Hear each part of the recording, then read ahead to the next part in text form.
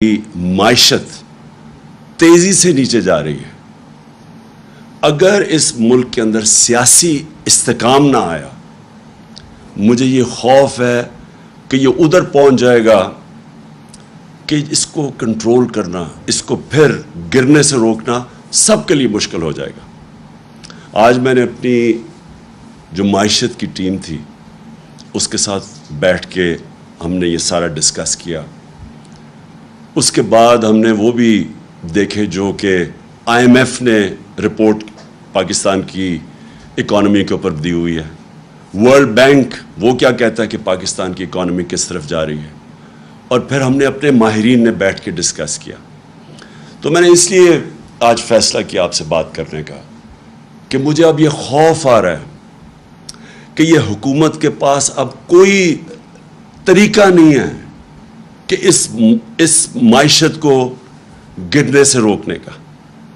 اور مجھے جو دوسرا خوف آ رہا ہے کہ یہ جتنی دیر تک یہ اب اس طرح کا سیاسی استحکام نہیں آئے گا, یعنی جو پولیٹیکل سٹیبلٹی, جب تک وہ یہ نہیں آئے گی, مجھے اب یہ خوف ہے کہ یہ معیشت کسی صورت اب استحکام پہ نہیں کوئی نہیں پہنچا سکتا. جو اس وقت حکومت بیٹھی ہوئی ہے اس کی کریڈیبلٹی نہ پاکستان کے اندر رہی ہے نہ باہر رہی ہے. ان کی خاص طور پہ جو پاکستان کی فائنینشیل مارکیٹس ہیں ان کے اندر کوئی کریڈیبلٹی نہیں رہی. انہوں نے جو ساری قوم کو کہا تھا کہ جیسے ہی آئی ایم ایف کا فیصلہ ہو جائے گا تو ایک دم اکانومی سٹیبلائز ہو جائے گی, روپیہ بھی گرنے سے رک جائے گا بلکہ روپیہ مضبوط ہوتا جائے گا. ساری قوم کے سامنے آج حالات ہیں. آئی ایم ایف کی ساری کنڈیشنز مانی انہوں نے. تاریخی مہنگائی ہوئی پاکستان میں, جو میں بھی آپ کے سامنے باقاعدہ بتاؤں گا کہ آج اس پاکستان کی عوام کے اوپر کیا گزر رہی ہے. جس طرح کی آج مہنگائی ہے, یہ پاکستان کی تاریخ میں اتنے تھوڑے وقفے میں اتنی زیادہ مہنگائی نہیں ہوئی. تو مہنگائی بھی کر دی. آئی ایم ایف کے کہنے پہ ساری جو میں ابھی آپ کو بتاؤں گا, بجلی کدھر گئی, پٹرول ڈیزل یہ کدھر سے کدھر گئے پچھلے 5 مہینے میں. آئی ایم ایف کا پروگرام بھی آ گیا, لیکن روپیہ ابھی بھی گر رہا ہے اور یہ گرتا رہے گا جب تک کہ اس ملک کے اندر پولیٹیکل سٹیبلٹی نہیں آتی.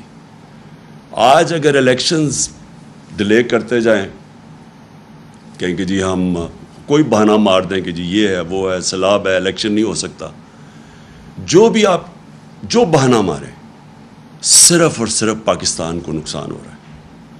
اگر کوئی یہ سمجھتا ہے کہ ہمیں نقصان ہو رہا ہے, الیکشنز ابھی نہیں ہو رہے, تو میں اپنی ساری قوم کو کہنا چاہتا ہوں, یہ میں دعویٰ کرتا ہوں, 70 سال میری عمر ہونے والی ہے انشاءاللہ اگلے مہینے. میں یہ دعوے سے کہتا ہوں کہ پاکستان کی تاریخ میں کبھی کسی پولیٹیکل پارٹی کی وہ مقبولیت نہیں تھی جو آج تحریک انصاف کی ہے. میں یہ دعویٰ کرتا ہوں کہ سارے پاکستان کے اندر اگر ایک فیڈرل پارٹی ہے جو سارے پاکستان کو اکٹھا رکھ سکتی ہے, وہ تحریک انصاف ہے. پورے حربے استعمال کیے جا رہے ہیں. یہ لوگ جو اوپر بیٹھے ہوئے ہیں, یہ جو اس ملک کے بڑے بڑے مجرم اوپر بیٹھے ہوئے ہیں, 60% کیبنٹ ضمانت کے اوپر ہے. پرائم منسٹر کو سزا ہونے والی تھی یہ ایف آئی اے کیس کے اوپر. یہ وہ لوگ اوپر جو بیٹھے ہوئے ہیں, ان ساروں کو اب سمجھ آ گئی ہے کہ یہ جو تحریک انصاف کی مقبولیت ہے اب اس کو مقابلہ نہیں کر سکتے. لہٰذا یہ کر کیا رہے ہیں کہ بجائے ملک کا سوچنے کے, سوائے اپنے کرپشن کیسز خارج کروانے کے لیے, اور ساروں نے مل کے وہ جو 1100 ارب روپیہ انہوں نے جو امینڈمنٹ کیا نیب پہ, سوائے اس کی فکر کرنے کی, ان کے پاس کوئی حل نہیں ہے پاکستان کی یہ معیشت کو اور ملک کو سدھارنے کا. میں آج آپ کے سامنے یہ جو دعویٰ کرتے ہیں کہ جی ہمیں بہت بڑا مشکل پاکستان ملا, ہمیں تو پتہ نہیں بارودی سرنگیں مل گئیں. شہباز شریف جس کو بہت شوق تھا پرائم منسٹر بننے کا, اور کئی ایسے یہاں لوگ بیٹھے ہوئے تھے, وہ سمجھتے تھے کہ آئنسٹائن کے بعد دوسرا آدمی شہباز شریف آئے گا, ایک دم سارا ملک ٹھیک کر دے گا. وہ سب کو آج میں یہ کہہ رہا ہوں کہ یہ جو کہہ رہے ہیں کہ سارا کچھ ہمارے پہ ڈال رہے ہیں، میں آج آپ کو اسٹیٹکس سے بتاتا ہوں، فیکٹس اور فگرز سے، اعداد و شمار سے بتاتا ہوں کہ ہمیں کون سا پاکستان ملا تھا 2018 میں، یہ جو نون لیگ چھوڑ کے گئی تھی، اور ان کو کون سا پاکستان ملا تھا. یعنی ہم جب گئے تھے اپریل میں تو تب پاکستان کے کیا حالات تھے. یہ کہتے ہیں نا بہت برے حالات تھے. جب 2018 میں جب ہمیں پاکستان ملا تھا تو جو ہمارے ریزروز تھے، جو اصل مسئلہ بھی آپ کی قوم کو بتا دوں، مسئلہ کیا ہے؟ مسئلہ یہ ہے کہ بیرونی خسارہ ہے، جس کو کہتے ہیں کرنٹ اکاؤنٹ ڈیفیسٹ. جتنا آپ کا بیرونی خسارہ بڑھتا جاتا ہے، آپ کو اپنے ریزرو سے پیسے دینے پڑتے ہیں، ریزروز کم ہوتے جاتے ہیں، اور جیسے جیسے ریزروز کم ہوتے جاتے ہیں روپے پہ پریشر پڑ جاتا ہے، روپیہ گرنا شروع ہو جاتا ہے، ڈالر مہنگا ہونا شروع ہو جاتا ہے. جب ڈالر مہنگا ہوتا ہے تو جو بھی چیزیں آپ باہر سے خریدتے ہیں وہ سب مہنگی ہو جاتی ہیں. جس میں تیل ہے وہ آپ باہر سے خریدتے ہیں، وہ بجلی، کیونکہ بجلی کے اندر بھی جو فیولز ڈالتے ہیں، کوئلہ یا گیس باہر سے خرید کے یا پھر تیل ڈالتے ہیں، وہ ساری مہنگی ہو جاتی ہیں. تو سب کچھ مہنگا ہو جاتا ہے جیسے جیسے آپ کا روپیہ گرنا شروع ہوتا ہے. تو لہٰذا سب سے امپورٹنٹ چیز ہوتی ہے کہ آپ کا جو بیرون ملک خسارہ، کرنٹ اکاؤنٹ ڈیفیسٹ، وہ کنٹرول میں ہو. اب یہ جب ہمیں ملا تھا پاکستان کی تاریخ کا سب سے بڑا بیرونی خسارہ تھا، 20 ارب ڈالر کا خسارہ تھا. ان کو یہ کہتے ہیں نا بڑا مشکل وقت ملا تھا. ان کو جب اپریل میں جو انہوں نے سازش کر کے ہماری گورنمنٹ گرائی، تو ان کو جو کرنٹ اکاؤنٹ ڈیفیسٹ ملا تھا، بیرونی خسارہ، وہ تھا 16 ارب ڈالر. اب یہ سمجھنا ہے، ہمیں 20 ارب ڈالر ملا، ان کو 16 ارب ڈالر ملا. ہم ان کی ووٹ آف نو کانفیڈنس سے پہلے ہم نے کتنا ادھر سے، جدھر ہمارے ریزروز یہ جو چھوڑ کے گئے تھے 9.8 پہ، جب ووٹ آف نو کانفیڈنس انہوں نے درج کروایا، اس کے بعد سیاسی ہماری انسٹیبلٹی ہونی شروع ہو گئی، تو 16.2 ارب ڈالر کے ہمارے ریزروز تھے. پھر سے یہ جب چھوڑ کے گئے تھے پاکستان 9.8 تھا. جو ہم چھوڑ کے گئے تھے، انہوں نے کہا نا بڑا مشکل پاکستان چھوڑ کے گئے. ہمارا ووٹ آف نو کانفیڈنس سے پہلے 16.2 ارب ڈالر کے ریزروز تھے. آج یہ IMF کا ڈیل بھی سائن کر بیٹھے ہیں اور آج ریزروز ہے 8.8 پہ. اس کے بعد جو اب آپ کا جب بیرونی خسارہ ہوتا ہے تو آپ کیسے وہ کم کرتے ہیں؟ اب کیسے کم کرتے ہیں؟ دو ہماری بڑی چیزیں، ایک ہم ایکسپورٹ کرتے ہیں تو وہ ڈالرز آتے ہیں، اور دوسرا بیرون ملک پاکستانی ہمیں ریمیٹنسز بھیجتے ہیں، وہ جو پیسہ بھیجتے ہیں. یہ جب چھوڑ کے گئے تھے تو یہ یاد رکھیں 20 ارب ڈالر کا خسارہ، لیکن ریمیٹنسز کتنی تھی اوورسیز؟ 19 ارب ڈالر کی، اور ان کی ایکسپورٹس کتنی تھی؟ 24 ارب ڈالر کی. ہم جب چھوڑ کے گئے 20 سے کم خسارہ کیا، 4 ارب ڈالر کم کیا 16 پہ، لیکن ہماری آمدنی کدھر پہنچ گئی؟ 19 ارب ڈالر سے ہماری ریمیٹنسز گئی 31 ارب ڈالر پہ. 12 ارب ڈالر کی ہم نے مزید اور آمدنی کی، یعنی ہمارے پاس زیادہ پیسے کیے اپنے یہ قرضے واپس کرنے کے لیے. اور دوسرا ہماری ایکسپورٹس، یہ 24 ارب پہ چھوڑ کے گئے تھے، 32 ارب ڈالر پہ ہم ایکسپورٹس لے کے گئے. تو ہم نے ملک میں زیادہ ڈالرز بھی لے کے آئے اور ہمارا خسارہ بھی کم تھا. میں یہ اس لیے کہہ رہا ہوں کہ بار بار پروپیگنڈا کیا جاتا ہے جی بڑا مشکل ہمیں ملک چھوڑ کے گئے. یہ وہ ملک چھوڑ کے گئے تھے، ہمارے لیے ان سے زیادہ مشکلات تھی. ہم نے وہ ملک ہمیں ملا، پہلے تو خسارہ سب سے بڑا، اس کے بعد ہم نے وہ سٹیبلائز کیا، اس کے بعد کرونا آ گیا. 2 سال کووڈ 19 دنیا کا ایک ایک صدی کے اندر ایک دفعہ اتنا بڑا بحران آتا ہے. 2 سال ہم اس بحران سے بھی گزرے. ہمیں یہ اب سیلاب کا ان کا بحران آیا ہوا ہے, یہ جو خاص طور پہ سندھ میں اور خیر سارے قوم کا ہے اس وقت مشکل وقت سے, لیکن ذرا ان کا اب رسپانس دیکھیں اور ہمارا رسپانس دیکھیں. جو ہمارا کووڈ-19 کا بحران آیا تھا, دنیا نے اکنالج کیا کہ پاکستان وہ 3 ٹاپ ملکوں میں تھا جس نے سب سے بہترین اتنا بڑا کرائسس کا مقابلہ کیا. ہم نے کیا کیا انسینٹیوز دیے, ہم نے کیسے اپنے لوگوں کو ان کا روزگار بچایا, ہم نے کیسے کنسٹرکشن انڈسٹری کو انسینٹیوائز کیا, ہم نے کیسے بڑی کمپنیز کو قرضے دیے تاکہ وہ لوگوں کو بے روزگار نہ کرے. سارے برِ صغیر میں جس ملک میں نے سب سے زیادہ روزگار دیا کووڈ-19 کے بعد وہ پاکستان تھا, اور یہ ورلڈ بینک کی رپورٹ ہے.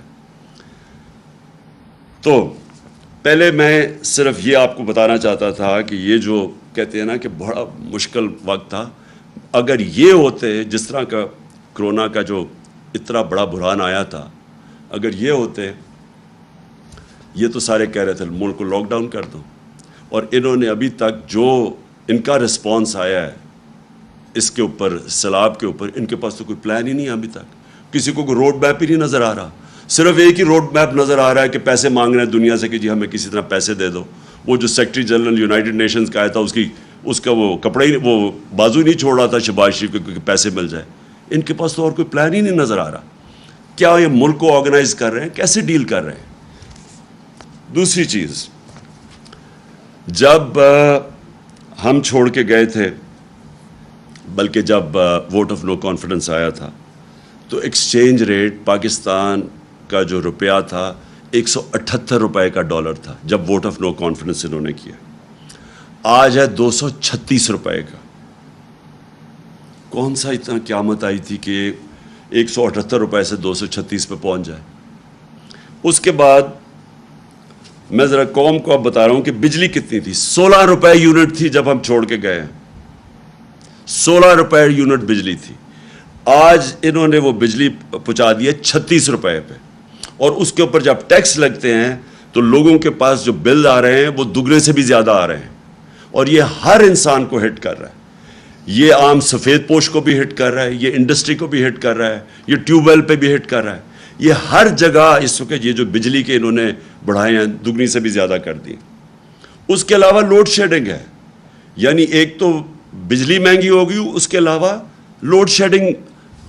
کدھر گئی بجلی؟ یعنی بجلی غائب تو نہیں ہوگی. مقابلہ کا موازنہ کر لیں ہمارے میں اور ان کے دور میں کہ بجلی کتنی تھی. اب پیٹرول, میں بڑی بڑی چیزوں کی بات کر رہا ہوں جو کہ عام آدمی کو ہٹ کرتی ہے. جب ہماری حکومت تھی, عالمی منڈی میں تیل کتنے کا بک رہا تھا؟ $103 کا. عالمی منڈی میں $103 کا تیل مل رہا تھا, اور ہم کس قیمت پہ پیٹرول دے رہے تھے؟ 150 روپے لیٹر. ہم کس قیمت پہ دے رہے تھے ڈیزل؟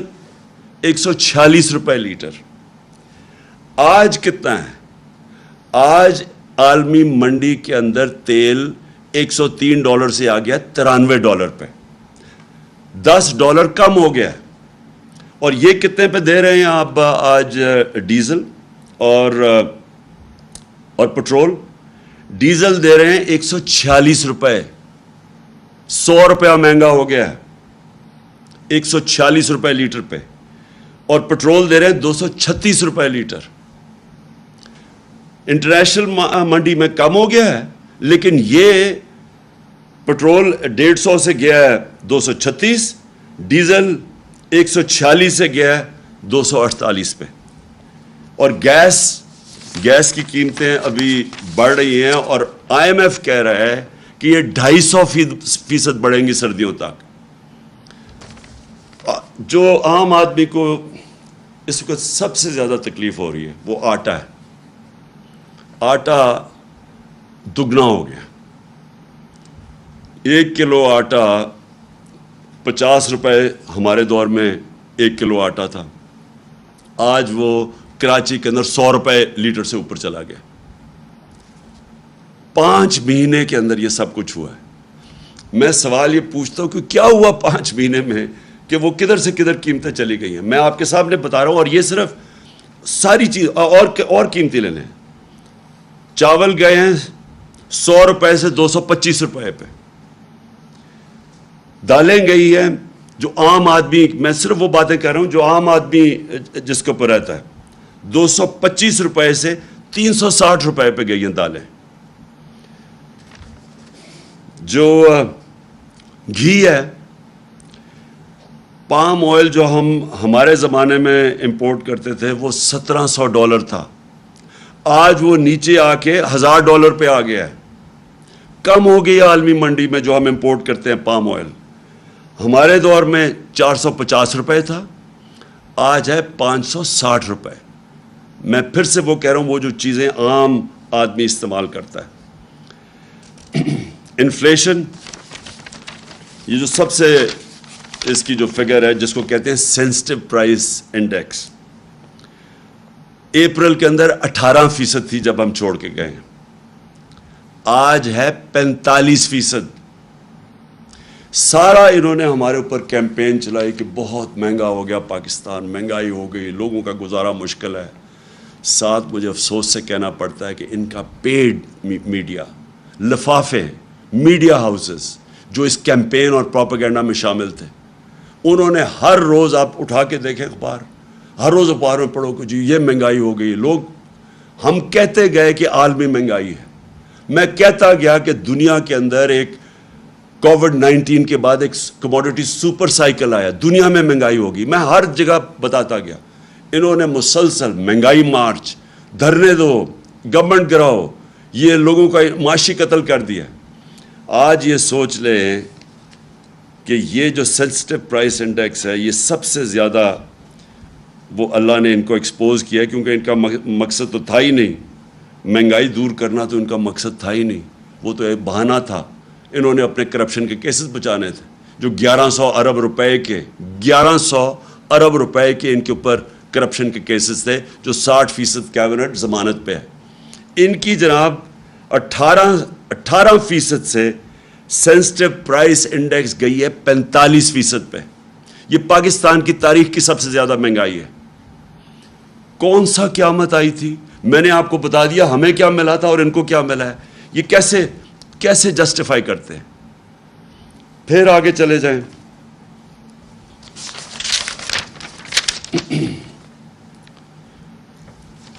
ایک طرف مہنگائی بڑھ رہی ہے، دوسری طرف اکانومی کانٹریکٹ کر رہی ہے۔ مطلب یہ کہ جو ہمارا 17 سال کے بعد ہم نے اس جگہ سے ملک جو ادھر چھوڑ کے گئے تھے ادھر سے نکال کے ہم نے جو پاکستان کی جو ریٹ تھی، گروتھ ریٹ تھی، جو دولت میں اضافہ تھا جس کو گروتھ ریٹ کہتے ہیں، ہمارے آخری 2 سال میں 5.6% اور چوتھے سال کے اندر 6%۔ 17 سال کے بعد یہ پاکستان کی سب سے بہترین اکنامک گروتھ تھی، 17 سال کے بعد۔ اب یہ مجھے بتائیں کہ آج پریڈکٹ کر رہے ہیں کہ 0.6% پہ گروتھ ریٹ چلی گئی ہے، یعنی وہاں سے گر کے نیچے آ گئی ہے۔ اس کا مطلب کیا ہے؟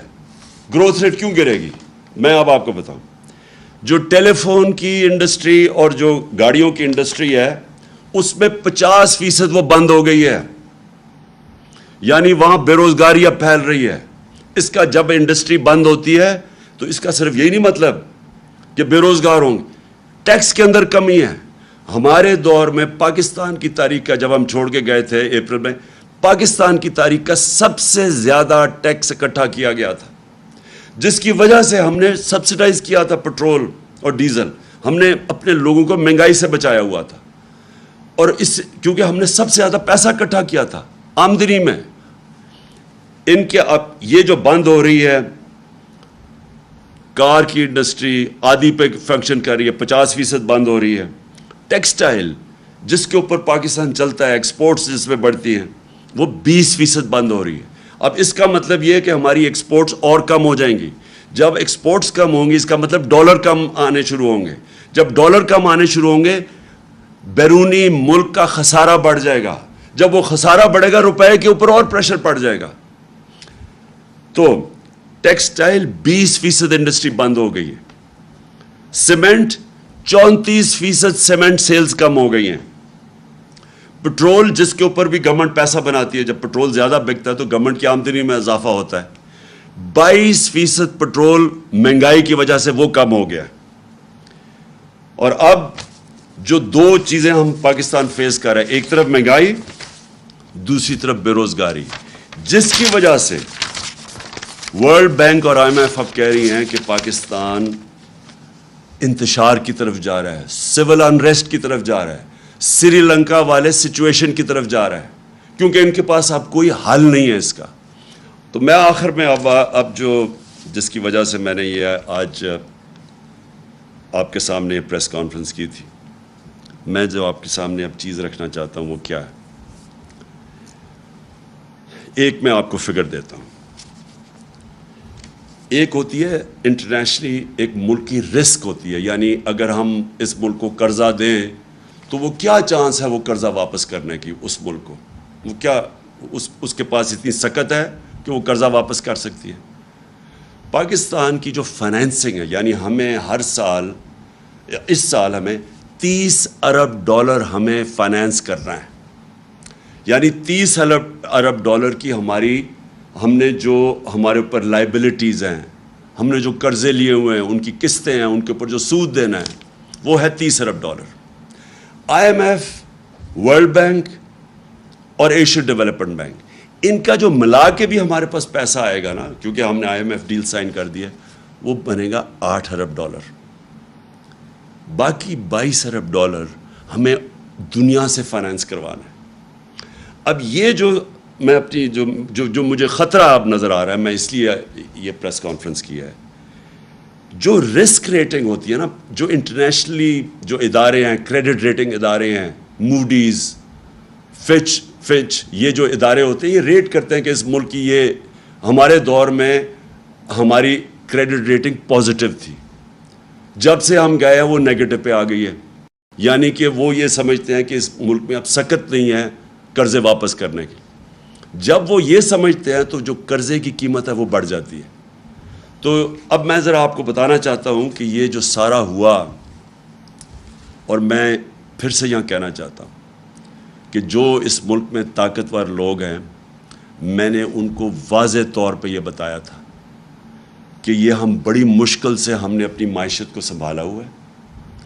अगर इस मुल्क में सियासी इस्तेकाम ना रहा, अगर आपने ये पॉलिटिकल डिस्टेबलाइजेशन होने दी, क्योंकि पावर तो जिसके पास है वो रोक सकते थे ये जो साजिश हुई है हमारे खिलाफ। मैंने तब कहा, और मैंने शौकत तरीन को भी कहा कि इनको बताओ कि एक दफ़ा हमारी सियासी इस्तेकाम ना रहा, यानी ये जो वोट ऑफ नो कॉन्फिडेंस ये जो दायर कर रहे हैं और पॉलिटिकल इंस्टेबिलिटी आ रही है, इसका डायरेक्ट इम्पैक्ट पड़ेगा हमारी माइशत पे। माइशत जो होती है वो रिलेटेड होती है आपकी सियासी इस्तेकाम के साथ। जैसे ही आपका सियासी इस्तेकाम बिखरता है, माइशत भी बिखरती है, लोगों का कॉन्फिडेंस चला जाता है। तो मैं ये ज़रा आपको फिगर देता हूँ कि हमारी रिस्क रेटिंग 4 मार्च को 5% थी, या सिर्फ 5% लोग समझते थे कि हम अपने कर्जे यानी वापस नहीं कर सकेंगे, यानी रिस्क है पाकिस्तान, सिर्फ 5%। जैसे ही इन्होंने vote of no confidence table की असेंबली में, 4 दिनों के अंदर वो वहां से गई 5% से दुगनी होकर 9% पे चली गई, सिर्फ क्योंकि जैसे ही उनको लगा कि अब पॉलिटिकली स्टेबल नहीं होगा मुल्क, पॉलिटिकल इंस्टेबिलिटी होगी, दुगनी होगी रिस्क रेटिंग। और आज क्या है? आज पाकिस्तान की जो रिस्क रेटिंग है 22.7 है। 22.7 का मतलब ये है कि हमारे लिए बाहर से ये जो हमारा 30 अरब डॉलर की फाइनेंसिंग करवानी है, इसको फाइनेंस कराना मुश्किल हो जाएगा। जो बैंक्स हैं वो हमें पैसे देते हुए डरेंगे, क्योंकि रिस्क पहुंच गई है 22.7%। मेरी जो ये सिर्फ मीडिया टॉक इसलिए है, मैं फिर से ये कहता हूँ कि अगर जल्दी से जल्दी साफ और शफाफ इलेक्शन करवाओ, مجھے اس کا کوئی اتنا زیادہ فائدہ نہیں ہے پرسنلی اس وقت، کیونکہ ہمارا تو اللہ کا کرم ہے کہ جیسے جیسے یہ ملک اس طرف لے کے جا رہا ہے، مہنگائی بڑھ رہی ہے، ان کی شکلیں دیکھ رہے ہیں، اپنے کرپشن کیسز بچا رہے ہیں، ملک سنبھالا نہیں جا رہا، ہمارا تو گراف اوپر جا رہا ہے لیکن ملک نیچے جا رہا ہے۔ اور یہ جو میں نے آپ کو بتایا کہ اگر اس ملک میں پولیٹیکل سٹیبلٹی نہیں آتی، یہ اس کی اکانومی اب سٹیبلائز نہیں ہونے لگی، ہماری جو اکانومی ہے، جو ہماری معیشت ہے، یہ اب نیچے جائے گی، اور نظر آ رہا ہے کہ مارکیٹ کو کوئی اب اعتماد ہی نہیں ہے، نہ اندر مارکیٹ کو اعتماد ہے نہ باہر۔ اس لیے میں آج سب کو کہنا چاہتا ہوں، اپنی قوم کو، کہ جلدی سے جلدی الیکشن کروائیں پاکستان کو اس دلدل سے نکالنے کے لیے، جس دلدل میں بڑی تیزی سے یہ امپورٹڈ حکومت ہمیں دھکیل رہی ہے۔ سازش تو انہوں نے کر دی، اپنے کرپشن کیسز کے اوپر تو انہوں نے آتے ساتھ ہی فیصلے کروا لیے۔ اب رمضان شوگر مل ان کی اس کے تو کیس فوری لگا ہوا کہ جی اس کا کیس ختم کرو۔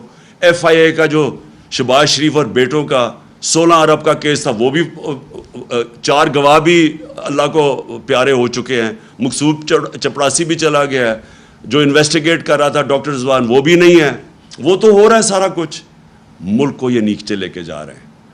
تو آج میں اپنی ساری قوم سے اپیل کرتا ہوں کہ یہ اس ملک کو اگر ہم نے مزید اس دلدل سے نکالنا ہے، اس طرح کی مہنگائی سے بچانا ہے جس طرف جا رہی ہے چیزیں مہنگی، آئی ایم ایف نے کہا ہے کہ ابھی بجلی اور مہنگی ہونے والی ہے، ان کی رپورٹ میں ہے۔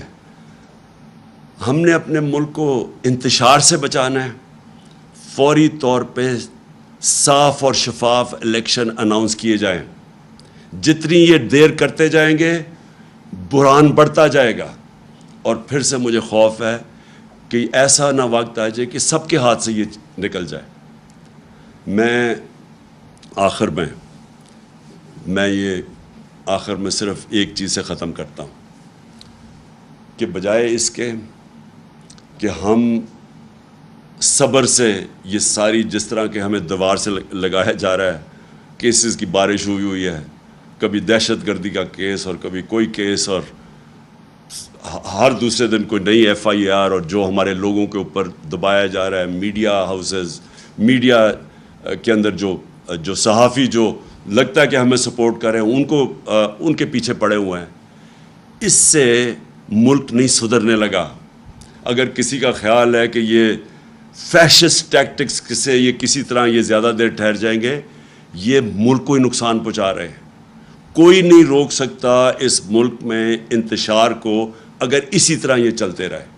اور میں دیکھ رہا ہوں جس طرح دیوار کے خلاف لگایا جا رہا ہے، میں آج صرف اس چیز پہ ختم کرتا ہوں کہ یہ زیادہ دیر اب ہمارا صبر نہیں رہے گا۔ اگر یہ اسی طرح چلتے رہے اور ملک کو اسی طرح نیچے لے جاتے رہے تو ہمیں پھر ایک کال دینی پڑے گی اپنی عوام کو۔ پاکستان پائندہ باد۔